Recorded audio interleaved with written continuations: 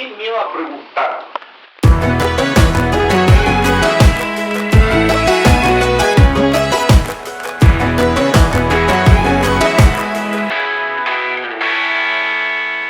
Hola, bienvenidos al podcast Sin Miedo a Preguntar. Este es un podcast de apologética dirigido especialmente a cristianos que trabajan con adolescentes, a cristianos, adolescentes y jóvenes, y también a papás de adolescentes y jóvenes. Y soy el pastor Jonathan Muñoz, licenciado en teología, y me acompaña Javiera Barca, quien es profesora de filosofía. Hola Javi, ¿cómo estáis? Hola, bien, gracias. Feliz de estar acá. ¿Tú cómo estás? Bien, bien. También feliz de empezar este proyecto que teníamos ya desde hace un tiempo y con el cual queremos abordar temas apologéticos, ¿sí? Y decidimos hacerlo tomando un libro como referencia. El libro de Rebecca McLaughlin, 10 preguntas que todo joven debe plantearse. ¿Qué te pareció a ti la lectura del libro en general? Bien, qué bueno que dijiste todo el nombre porque no soy incapaz de pronunciar ese apellido. Y yo tampoco estoy seguro que lo pronuncie bien. Pero Bueno, si nos está viendo Rebeca, perdón. Es un libro muy interesante porque muestra la apologética de una manera distinta. Yo misma me he basado más en estudios de apologética evidencialistas que tienen que ver con pruebas científicas, históricas, y sin embargo este libro va a cosas muy específicas pero que tienen que ver con la vida diaria. Sí. Y lo interesante del libro es que está dirigido a jóvenes, también jóvenes chicos, digamos, jóvenes pequeños, porque cuando uno ve los ejemplos y todo eso, está muy dirigido a jovencitos, ¿cierto? Como de 12, 13 años, 14 tal vez. Pero eso creo que es una ventaja porque hay pocos libros de apologética dirigidos a ese público. Entonces, también me pareció interesante que pudiésemos tomar este libro y tratar de tal vez ampliar un poquito lo que trabaja y todo eso. A todo esto, el libro lo vende Editorial Andamio, o lo publica, perdón, no lo vende, lo publica Editorial Andamio y lo pueden encontrar en librerías cristianas. En español de España. Pero en español de España. Yo me di cuenta recién conversando que ella da muchos ejemplos de Harry Potter o de Disney. Harry Potter. Y hablaba de una ballena. Yo no tenía idea que es Moana. Sí, ballena. Ballena. Sí, súper, sí. Porque para que la gente no piense que dijiste ballena. Habla de una ballena. Sí. Ya, ok. Entonces, la primera pregunta, vamos a abordar 10 preguntas durante 10 episodios de este podcast. Y hoy día, entonces, vamos a abordar la primera pregunta. ¿Cómo puedo vivir al máximo ahora? A mí me pareció súper interesante esta pregunta, Javi. Yo te lo comenté antes, porque no es la clásica pregunta apologética, que la gente piensa, apologética es sobre cuestionamientos desde la ciencia, la fe o desde la filosofía. O por qué existe el mal en el mundo. ¿Por qué existe el mal en el mundo? Que es un pésimo tema de tesis. No, excelente tema de tesis. Y deberíamos tener más tesis como la tuya. Y entonces, pero en esta pregunta, ¿cómo puedo vivir al máximo ahora? Es como muy existencial. Pero creo yo que cuando Pedro dice, que es de donde sacamos el nombre apologética, ¿cierto? De 1 Pedro 3:15, que tenemos que estar preparados para presentar apología, presentar defensa de nuestra esperanza y razón de nuestra esperanza, pasa por esto también, pasa por responder preguntas más existenciales como esta. Exacto. Y es bien interesante que trate esta pregunta en el primer capítulo. También pensado que está dedicado a un libro que está dedicado, o que su público más bien ella lo pensó en jóvenes, ¿sí? Y creo que uno de los mayores deseos juveniles es vivir tu vida al máximo. Sí. ¿Sí? Sí. Incluso es un consejo, ¿no? Que a veces los más viejos le dan a los jóvenes. Exacto. Te quité esa línea. Sí. Vive tu vida, disfrútala, no te cases joven, viaja, cómprate cosas, no tengas hijos joven, realiza todos tus deseos. Entonces, la prioridad parece ser nuestros deseos personales y además parece ser que eso no encaja con una vida cristiana o una vida eclesial. Y ahí es donde esta pregunta trae implícito muchas veces un cuestionamiento al cristianismo. Porque si yo me comprometo con la fe cristiana de manera sincera, ¿cierto? Genuina, desde muy joven, entonces me voy a perder todas esas cosas bacanes que yo puedo vivir en mi juventud y todas esas cosas que me hacen disfrutar la vida al máximo. Eso es lo que está subentendido, como que mi vida va a ser triste, apagada, reprimida, que es un tema importante en estos tiempos donde el tema de la autoexpresión personal es muy fuerte, es uno de los principales valores de la vida posmoderna. Entonces es interesante que si hay un cuestionamiento aquí que se necesita ser respondido. Si yo me comprometo con Cristo y con la fe cristiana desde muy joven, entonces ¿qué tipo de vida voy a tener? Voy a tener una vida no muy feliz. Eso es lo que la gente piensa. Y de eso queremos conversar hoy día, de que la autora acá propone que en Cristo nosotros tenemos la oportunidad de experimentar incluso una vida mejor que esta vida que nos quieren vender en nuestros tiempos. Podemos vivir nuestras vidas al máximo siendo, de hecho, cristianos. Y aquí obviamente no queremos que esto suene como que le estamos vendiendo el evangelio. Claro, no se trata, y eso es muy importante tener claro, no hay ningún aspecto así como de teología de la prosperidad o predicación de la prosperidad, así como ven a Jesús y Él te hará feliz y te concederá todos tus deseos, porque justamente lo opuesto a eso. Pero sí el hecho de que hay una posibilidad de una vida más plena y completa. Exacto. ¿Sí? Y al mismo tiempo hay que considerar que Jesús de hecho dijo que seguirle sería muy difícil, porque implicaba negarse uno mismo. Pero también dijo que seguirle era de hecho la manera de vivir de verdad. Significa que seguirle a Él es la única manera que nosotros vamos a estar realmente satisfechos en nuestros deseos. Ok, pero Javi, eso es lo que, me voy a poner un poquito aquí en el abogado del diablo, pero eso es lo que dice Cristo, lo que dice el cristianismo. Pero ¿podemos ver evidencias de eso en la realidad? Exacto. Ella propone 7 razones por las que Jesús tenía razón. Estas son razones que ella basa en estudios, probabilidades y estadísticas. Y veamos la primera. La primera razón que ella propone, la autora, es que las personas que van a la iglesia son más sanas y felices. Ok, súper. Esto es interesante, porque muchas personas suponen que de por sí la religión es mala, o que nos hace infelices, o que los cristianos, los que van a la iglesia, son fomes, no sé. Que a veces es verdad. A veces es verdad, sí. Y esto es de partida porque el cristianismo parece limitar nuestra libertad. ¿Y cuál es la gran máxima de nuestra sociedad moderna? Ser libres. Claro, sí. Ser Poder libres. autoexpresarme, ser libre para ser quien yo quiera ser, Exacto. etcétera. Entonces, es interesante un estudio que la autora menciona que se llama La religión quizás es una droga milagrosa. Así se llama el estudio, que es de un profesor de Harvard que publicó en 2016 y que yo no me atrevo a decir el nombre del profesor. Tyler Vanderbilt, creo yo que sería así como se pronuncia. Bueno, ahí lo pueden buscar los que se interesen. Sí. Que dice que ir a la iglesia una vez por semana es como una medicina para las personas. O sea, compara de hecho ir a la iglesia con comer verduras o dejar de fumar. En cuanto a los beneficios que esto puede traer para la salud.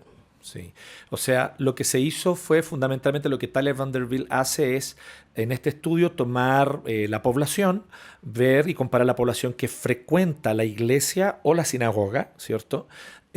Una vez a la semana regularmente, y cómo ese estilo de vida y los resultados que eso trae a ellos y a su salud versus los que no lo hacen. Y entonces, tomando estas estadísticas, se dio cuenta y de alguna manera prueba este estudio que quienes frecuentan la iglesia son personas más sanas y felices. Exacto. En su investigación, él, por ejemplo, demostró que los niños que se crían yendo a la iglesia tienden a ser más felices y, de hecho, tener un mayor entendimiento de cuál es el propósito de sus vidas cuando ya son adultos, que aquellos que no forman parte o no se criaron en familias religiosas. Además dice que la iglesia sirve como medida preventiva contra el uso de drogas o también del alcoholismo. O sea, en este estudio de tendencias estadísticas, aquellos que frecuentan la iglesia tienden a estar menos en adicciones y en drogas versus aquellos que nunca van a la iglesia. No significa que los cristianos nunca pueden caer en las drogas. Significa que estadísticamente son menos propensos a caer en el uso de drogas o en el alcoholismo. Y también, este es un punto interesante, dice que las personas que crecen en iglesia son menos propensas a tener depresión. ¿Sí? Acá no significa, obviamente, que los cristianos no tengan depresión. De hecho, la Biblia nos menciona algunos grandes profetas que podemos de alguna manera deducir que tuvieron depresión, como Elías. O que tuvieron ganas de no vivir más. ¿Sí? Está Elías y también el caso de Job. Sí, pero ahí hay una cosa que es interesante con respecto a lo que dice la autora, ¿no? Que ella plantea, también es muy cuidadosa en eso, en que ella no está diciendo que un cristiano no va a tener depresión. Entonces, de nuevo, hay que tener ojo aquí porque el argumento apunta a qué es lo que nosotros vemos en cuanto a tendencia estadística cuando nosotros vemos la población y vemos el macro. ¿Hay cristianos que sufren depresión? Sí, los hay y los va a seguir habiendo. Pero en general la tendencia es a que ocurra menos entre aquellos que frecuentan la iglesia y tienen un compromiso con su fe. Pero también está el tema de cómo también estas personas que frecuentan la iglesia y tienen un compromiso con su fe, cuando tienen depresión, cómo también lo viven y cómo lo experimentan y cómo también van superando de alguna forma los desafíos de lo que implica tener depresión, ¿no? Exacto. Bueno, y la estadística que ella da basándose en la investigación de Vanderbilt. Es que Investigador. las personas que nunca van a la iglesia tienen 5 veces más probabilidades de acabar con su vida que las personas que van cada semana. Okay. Bueno, esto no es exclusivo del cristianismo, obviamente. También pasa con personas judías que asisten a la sinagoga. Y esto es interesante porque no es igual con aquellos que participan en grupos sociales. O sea, no es lo mismo ir a la iglesia cada semana que participar de un club de música, ¿sí? Claro, o de baile cada semana. No o tiene lo un mismo club de efecto. fútbol. Pero igual, yo una vez a la semana voy, me distraigo, tengo amigos, nos juntamos. Pero no, este estudio muestra que hay una diferencia con quienes participan de actividades religiosas. ¿Sí? O sea, iglesia o sinagoga. Exacto. Súper. Ahora, puede quedarnos una impresión tal vez de que entonces, el cristianismo entonces te va a hacer la vida más tranquila, feliz y te va a dar más bienestar. Pero no apunta exactamente allá porque hay otras pruebas más que ella presenta. Entonces, eso. ¿Cuál es la segunda prueba que ella nos presenta? La segunda prueba, ella la titula como el amor es lo más importante. Las personas tienden a pensar que lo que trae felicidad es el dinero y la fama, ¿sí? Y es increíble pensarlo así porque lo que más se ha evidenciado en figuras famosas que tienen dinero y fama es que no son felices. Claro, es una profunda infelicidad muchas veces. Exacto. En gran parte de ellos. Algunos estudios también de Harvard han mostrado que tener una buena relación con la familia y con amigos hace más felices a las personas que el dinero o la fama. Y lo interesante acá es que para el cristianismo, de hecho, el amor es el centro de todo, ¿sí? La Biblia dice que Dios es amor y Jesús le dijo a sus seguidores que deben amarse los unos a los otros. Entonces, el amor verdadero surge del amor de Dios. O sea, tampoco se trata entonces de esto que decíamos delante de la predicación de la prosperidad, de que tú en el fondo por un interés personal de prosperar y de que te vaya bien, tú de alguna manera haces un trato con Dios, a veces mediado por dinero, ofrendas, otras veces tal vez de otra forma, para que Dios a cambio te bendiga. Pero no, esto ya iría, yo creo que de una manera bien frontal contra esa idea, porque entonces ya está poniendo aquí diciendo, es el hecho de ser desafiados a amar.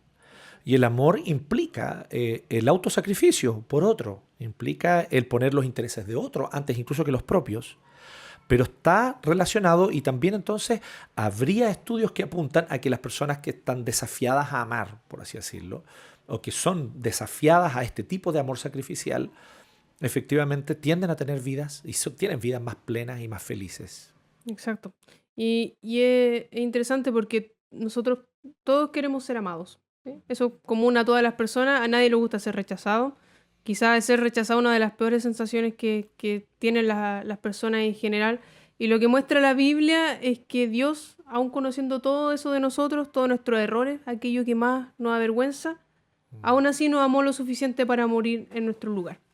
Si confiamos en ese amor, dice la autora, podemos vivir felices. ¿Sí? Para los cristianos, realmente el amor es la fuerza más poderosa del universo. No como estos que dicen el amor es lo más importante. Para los cristianos realmente así porque Dios es amor. Claro. Buenísimo. Y bueno, avanzando entonces a la tercera prueba. ¿Cuál es la tercera prueba que nos presenta McLaughlin? Dice que ayudar a los demás es bueno para nosotros. Uno de los grandes males de la sociedad moderna es el individualismo. Y esto fue propagado por distintos filósofos muy importantes. Por ejemplo, Thomas Hobbes decía que el hombre es un lobo para el hombre. Sí. Entonces, obvio que bajo esa visión vamos a centrarnos en nosotros mismos y el otro es un peligro. ¿Sí? Un peligro que tenemos que evitar. Y frente a eso se alza el cristianismo. Jesús dijo que hay más dicha en dar que recibir. Sí. Ahora, nuevamente aquí entramos también, muy parecido con el argumento anterior, que es el tema de que las personas que sirven, las personas que buscan de alguna manera ayudar a otros, son beneficiadas con esto y con tener una vida de ayudar y servir a los demás. Y no que uno busque eso, que ese sea el interés, nos va a ayudar a los otros para yo estar bien.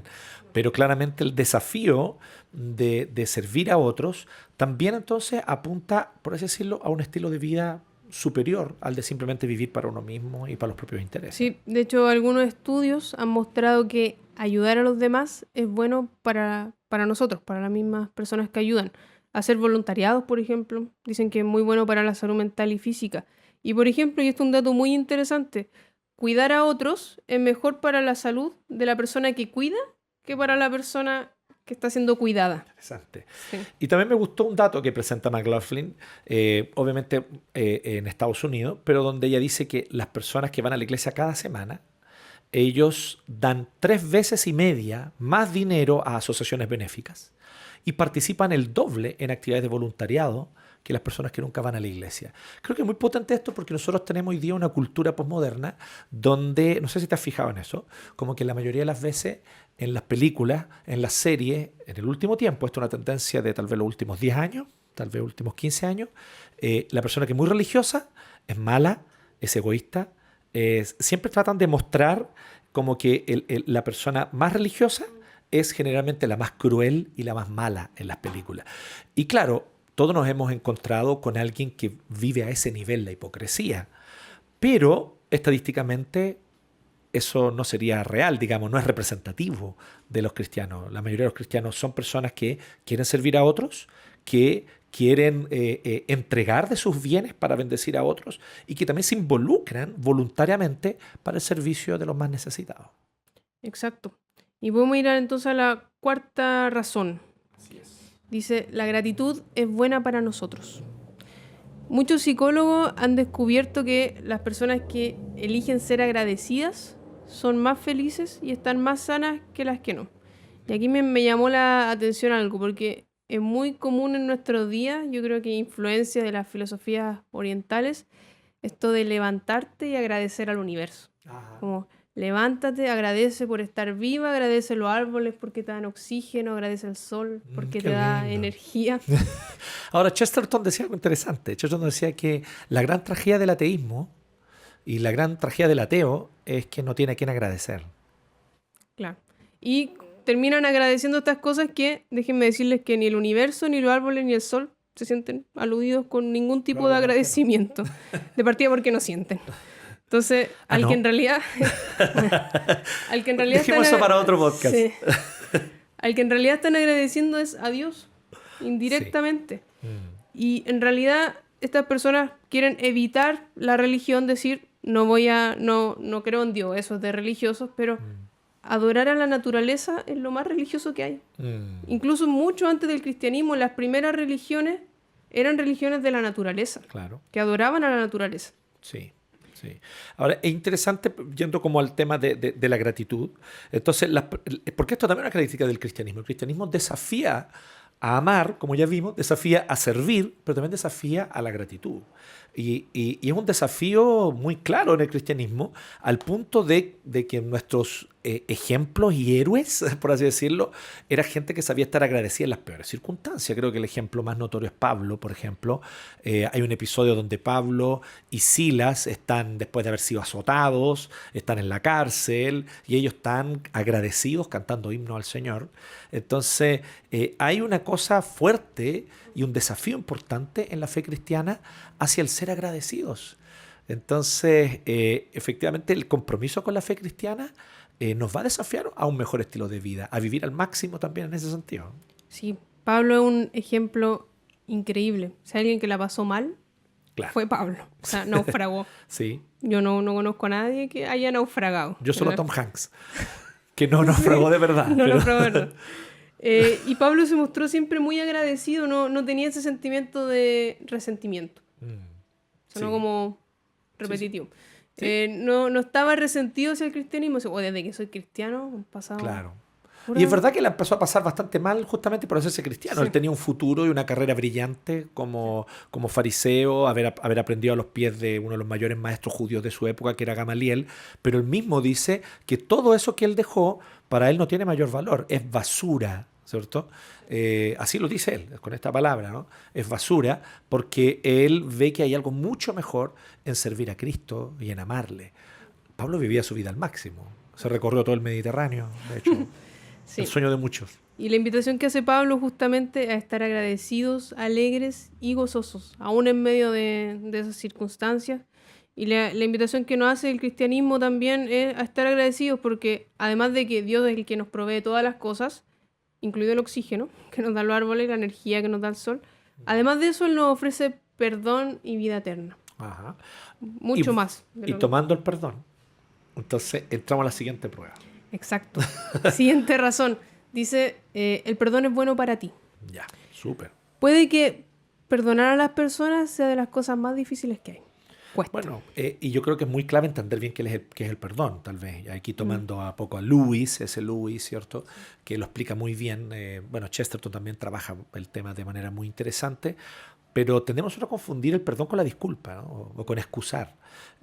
Claro, cuando alguien tiene una justificación para haberse equivocado, cometido un error o haber hecho algo, uno entonces entiende la razón, entiende la justificación y uno lo que está haciendo en realidad es excusar, es disculpar a esa persona, lo cual es bueno, ya es algo bueno, porque muchas veces uno por prejuicio, uno piensa, este lo hizo con mala intención y después descubre que no fue así y entonces uno, disculpa a la persona. Pero el cristianismo, y Cristo nos desafía a disculpar. El cristianismo desafía a perdonar. Y la esencia del perdón es que se perdona lo imperdonable. ¿Cierto? Frase famosa de Lewis. ¿Sí? Se perdona lo imperdonable. Perdón, de Chesterton. Bueno, cualquiera de los dos da lo mismo. Porque eran muy parecidos. Amigos. Amiguis. No sé si eran tan amiguis, pero... Claro, no parece tener sentido y creo que... No me gusta esta palabra, pero es como de las cosas más revolucionarias que entrega el cristianismo. No parece tener sentido perdonar a alguien que te ha hecho tanto mal en la vida. Y Jesús dijo que teníamos que perdonar a alguien y para ilustrar lo radical que tiene que ser este perdón, dijo que tenían que ser 70 veces 7 al día. Obviamente nadie está contando las veces que perdona. Creo que la intención de Jesús era mostrar lo radical que tiene que ser nuestro perdón. Jesús le enseñó a sus discípulos que tenían que perdonar y él mismo estando en la cruz y siendo maltratado, oró para que Dios perdonase a los soldados que lo estaban ejecutando. Es súper importante porque perdonar es algo totalmente contracultural hoy día. Sí. ¿Cómo yo voy a perdonar a alguien que me hizo daño con la intención de hacerme daño? ¿Cómo voy a perdonar a alguien que incluso tal vez abusó de mí? Pero los expertos han descubierto, esto lo estoy citando aquí a Rebecca McLaughlin, que el perdón hace bien. Que de hecho las personas que perdonan tienen vidas más saludables. Y hace bien para la salud tanto mental como para la salud incluso corporal, para la mente y el cuerpo. Entonces, y claro, y hay que entender bien el perdón, porque el perdón no consiste en llamar a lo malo no tan malo. No, lo malo sigue siendo llamado malo y lo que es aborrecible sigue siendo aborrecible y lo que hizo daño hay que llamarlo por su nombre y el perdón solo es posible con la verdad, ¿no? Desde una visión cristiana. Pero el perdón también es la manera de seguir adelante. No el resentimiento, no el odio, ni el permanente y constante deseo de venganza. Hay un ejemplo que a mí me gusta mucho que es bien citado y los predicadores tenemos como frases que las aprendemos para después decirlas. Y esta frase ni siquiera sé de quién es, pero la encuentro súper buena. Que no perdonar o guardar rencor es como tomarme yo el veneno esperando que el otro se muera. ¿Sí? Y sino que Rebecca McLaughlin cita que hay estudios que demuestran que de hecho eso que el cristianismo viene enseñando de siglos es así. Quienes no perdonan y quienes guardan rencor se hacen profundo daño a su salud mental y a su salud corporal. Ahora, entender que perdonar, obviamente, no significa que yo voy a volver a estar bajo, ¿cierto?, una situación de abuso, violencia o lo que sea. Porque de hecho el perdón también, eso es muy claro también, el Señor en mostrarnos en la Escritura que sí, yo perdono. Pero obviamente también, justamente gracias a que perdono, por fin soy libre muchas veces de esta relación de codependencia, por ejemplo, y salir de una casa donde hay violencia o salir de un contexto donde hay abuso. Toco este tema y entro un poquito porque creo que uno de los cuestionamientos que yo he sentido más presente en los jóvenes. Es como, si voy a ser cristiano, el cristiano me desafiará a perdonar y yo no quiero perdonar, yo quiero guardar ese rencor y esa rabia y comprometerme con ideologías que alimentan el resentimiento. Las cuales lamentablemente están causando profundo daño en la salud mental de muchos de nuestros jóvenes, especialmente mujeres. Y en el cristianismo es importante también, se trata de un acto de confianza. No significa que a Dios no le importe el daño que no hacen las personas. A Dios le importa. Y quizá es a quien más le importa cuánto daño no han hecho las personas. Y por eso Dios es tanto amor como justo. Y la Biblia nos muestra que, de hecho, nosotros debemos proteger a aquellas personas que son más vulnerables.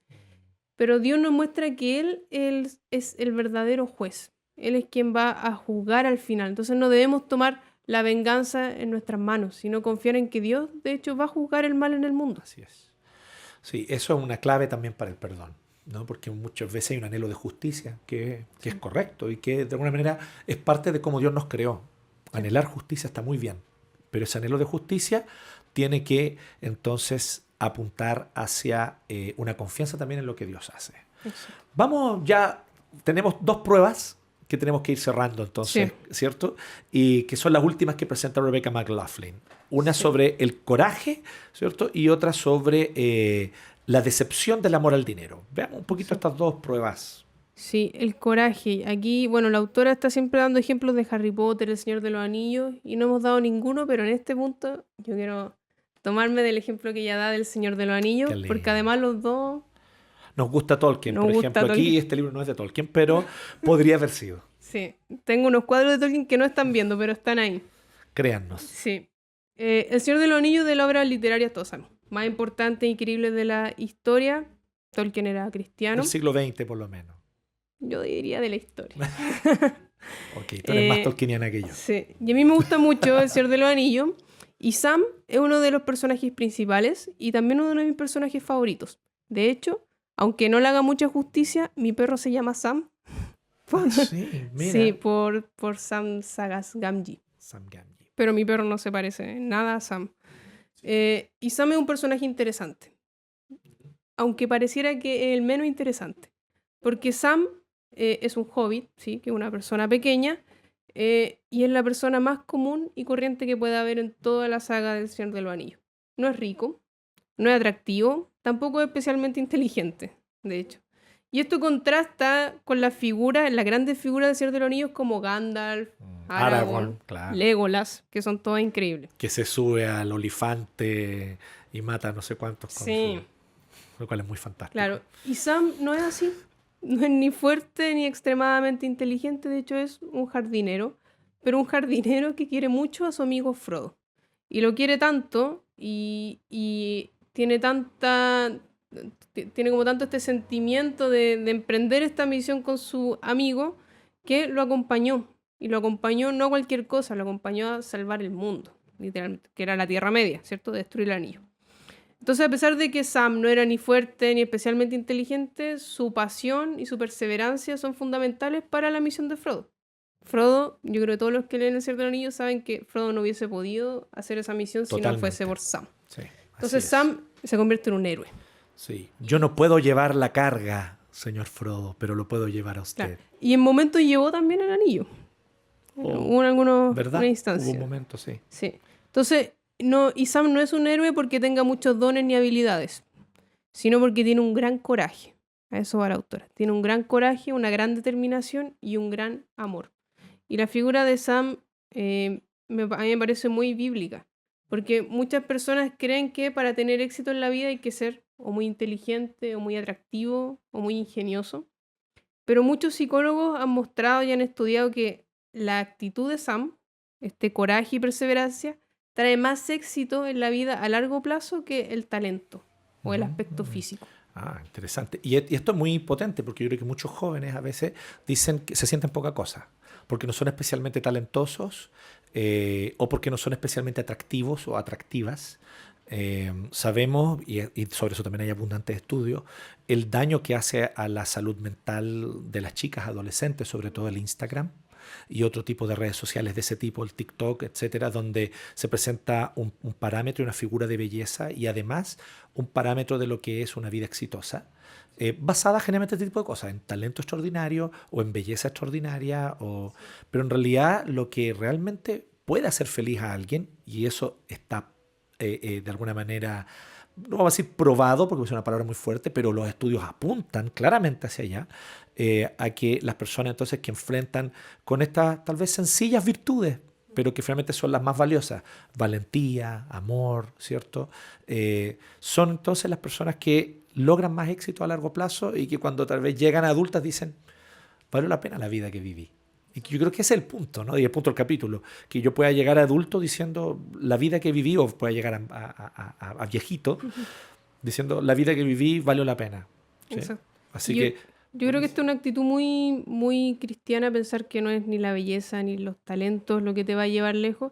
Y también me llama la atención, yo pensaba, este tema ha sido muy presente tanto en la literatura como en el cine, en Hollywood. La típica película de los adolescentes en el colegio y que se ve a aquellos que son más atractivos, tienen más talento y que en la vida futura terminan siendo unos fracasados frente a los que eran como perdedores en el colegio.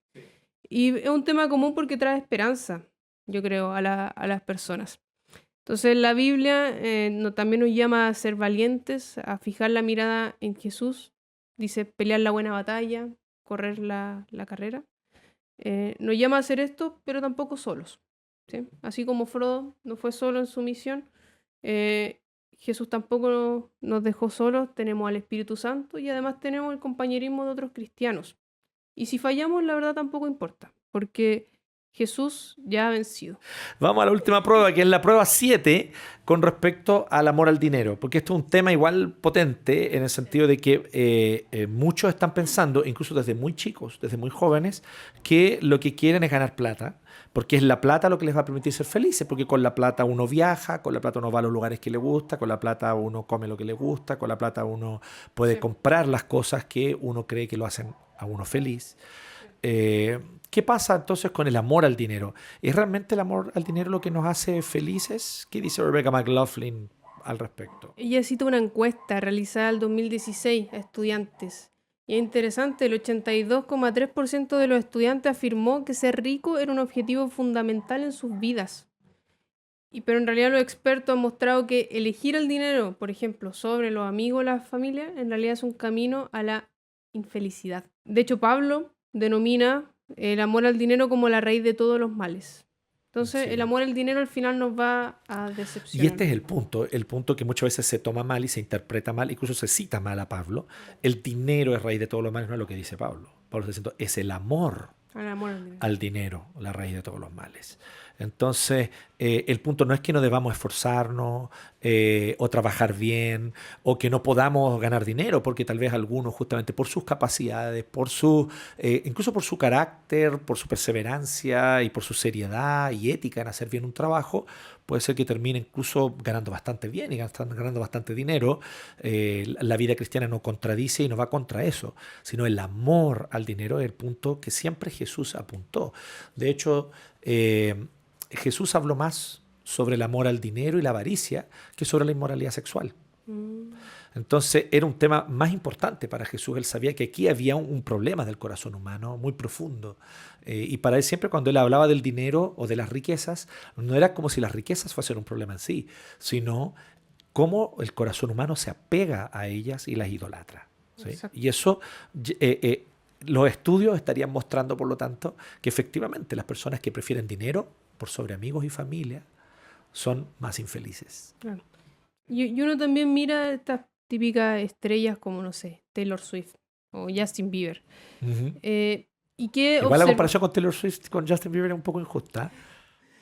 Yo no soy Swiftie, pero Taylor Swift es mejor. Claro. Justin Bieber tuvo su momento.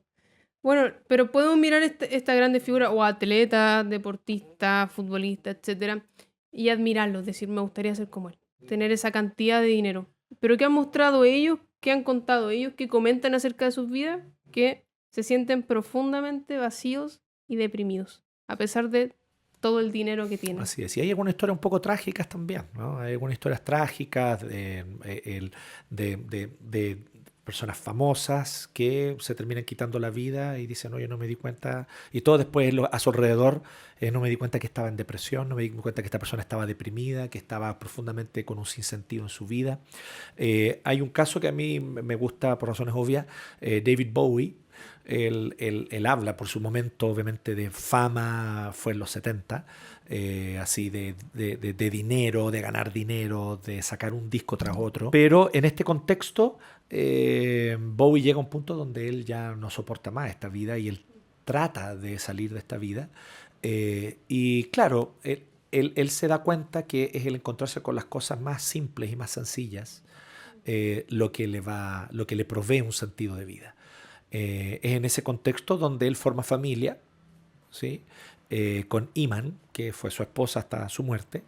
Y en un punto, Bowie ya mediana edad, ya había pasado toda su fama de los 70, entonces fines de los 80 por ahí, un periodista le da una entrevista y le pregunta a Bowie, ¿cuál es tu mayor éxito, tu mayor logro en la vida? Entonces él dice, ser amado por Iman, su esposa. Y el periodista se ríe y dice, sí, no, pero a nivel musical, digo yo, y a nivel de tu carrera, ningún otro éxito importa, le dice. Entonces, qué lindo. Sí, es un buen ejemplo. Algo sabía. Y hay muchas canciones de artistas famosos que están dedicados a eso. Justin Bieber tiene alguna, contexto más latino, Residente. Sí, también tiene una que va hacia eso mismo. ¿Y por qué pasa esto? ¿Qué es lo que realmente nos llena? Y la conclusión que podemos sacar y que saca la autora es que los seres humanos no hemos sido creados para llenarnos ni con dinero, ni con la fama, ni con el éxito, ¿sí? Y ella dice, al igual que los planetas orbitan alrededor del Sol, nosotros fuimos creados para orbitar alrededor de Dios y no de nosotros mismos. O sea, concluyendo, ¿cómo puedo vivir mi vida al máximo? Entrégale tu vida a Cristo. Cree en Cristo y vive todo lo que implica la fe cristiana de una manera seria, comprometida y total. Porque, sin duda alguna, creer en Cristo y seguirle es el camino más seguro al amor, al gozo, incluso, podríamos decir, a la aventura. Amén. Así que esto fue nuestro podcast y nuestro primer episodio de hoy, que es... ¿Cómo se llama el podcast? Sin miedo a preguntar. Sin miedo a preguntar. Así que vamos a continuar con las próximas preguntas en los próximos episodios. Nos vemos. Gracias. Chao.